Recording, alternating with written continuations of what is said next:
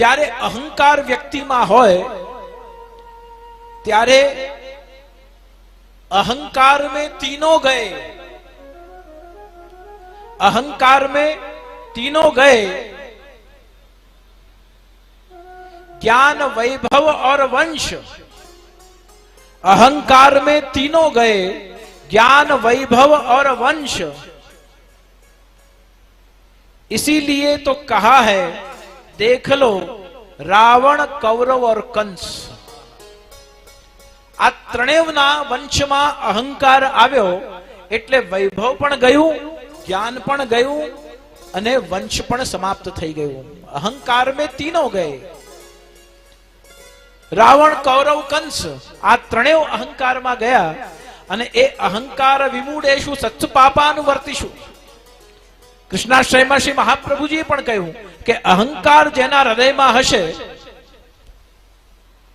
એના જીવનમાં સદપ્રવૃત્તિ કરવા પાછળ પણ પોતાનું સૂક્ષ્મ અહંકાર રહેલું હશે કે હું આ દાન કરું, મારું નામ બોલાય અને એ નામથી મારા હૃદયને સંતુષ્ટિ થાય, મારા અહમનું પોષણ થાય।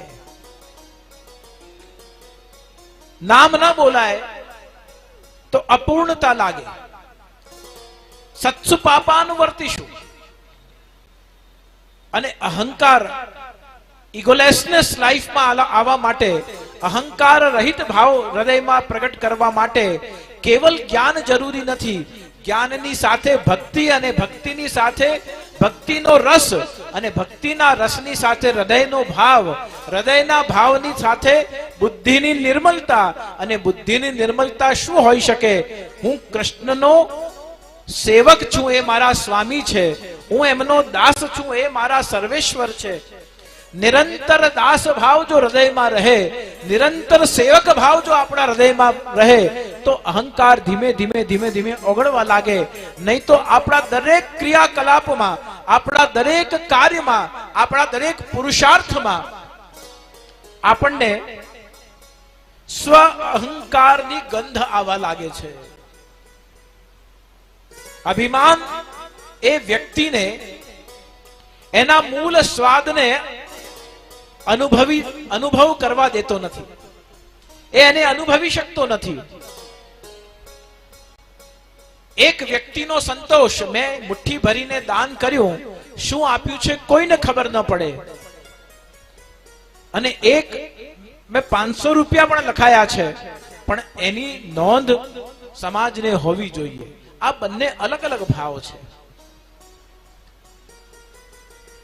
એના પાછળના હૃદયના સંતોષ, એની પાછળની બુદ્ધિની નિર્મલતા એ અલગ અલગ।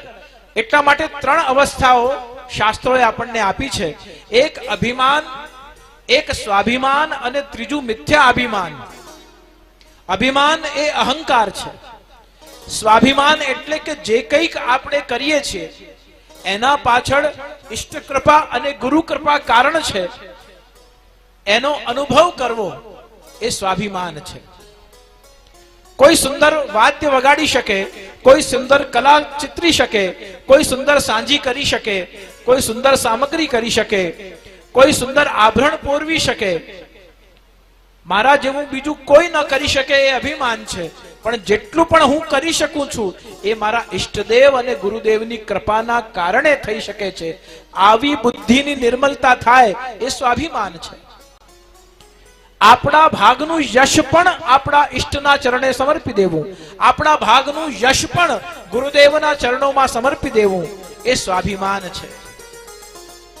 મને સુંદર સાંજી આવડે છે, સુંદર ચિત્રકામ કરું છું, પણ એ સુંદર સાંજી કે ચિત્રકામ કોઈ પણ એના વખાણ કરે ત્યારે કહેવું, ત્યારે એવું બોલવું કે એ તો મારા ગુરુની કૃપાથી હું કરી શકું છું, प्रभु कृपाथी थई रह्यु छे, प्रभु करावी रह्या छे, हूँ तो निमित्त मात्र छूं। प्रभु केवल आ इंस्ट्रूमेंटल बॉडी ने केवल इंस्ट्रूमेंट, केवल निमित्त बनावी रह्या छे। करनार तो ये छे, कौन चित्रकार है ये, कौन चित्रकार? प्रभु केवल मारा शरीर ने माध्यम बनावी रह्या छे, करावी तो करनार तो पोते आप छे। आवुं बोलवुं, आवुं विचारवुं ए स्वाभिमान करता छे। अभिमान आ तो हूँ छू एटले थाय छे, बाकी के थाय नहीं। અભિમાન બોલાવે, આ તો હું હતો એટલે થયું, ને તો કોઈનાથી સંભવ નથી. અભિમાન બોલાવે કે આ તો મારે કરવું પડ્યું, બાકી હું ન કરત તો બીજું કોઈ હાથ ધરવા તૈયાર નતું. આ બધું અભિમાન છે.